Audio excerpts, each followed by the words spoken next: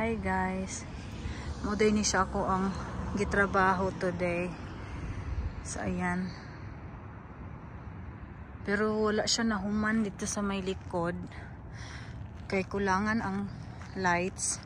Kay last year wala pa manggod ning wall, kaninga wall dere, so kulangan siya.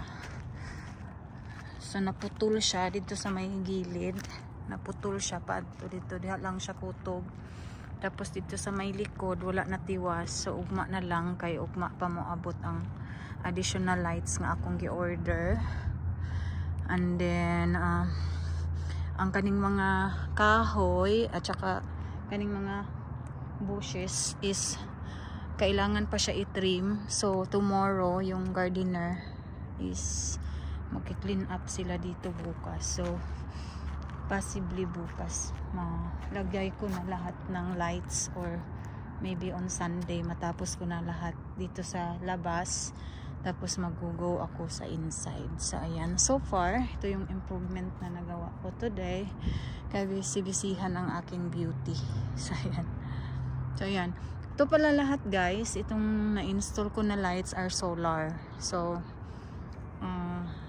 mas maganda to siya kasi I don't need to turn it on. Pero yung yung dito sa mga trees possibly is mga electrical lights, Christmas lights yung gagamitin ko. Kasi meron akong mga Christmas light eh. So sayang din naman kung hindi ko gagamitin. But then at least ayan. So at least masasabing we have Christmas. Kasi gustong gusto din ng mga bata eh. So ayan, so far ito yung ko nagawa, natapos ko today. So ayan, pasok tayo. Ayan, pero itong sa dito sa loob hindi pa ako sigurado.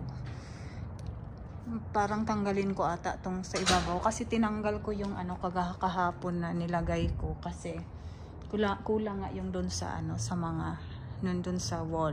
So tinanggal ko, pinalitan ko ng mga smaller lead light, pero parang hindi siya nakikita. Papalitan ko siya tomorrow. And then dito ang plano ko is lalagyan ko siya ng more lights dito sa dito sa front door.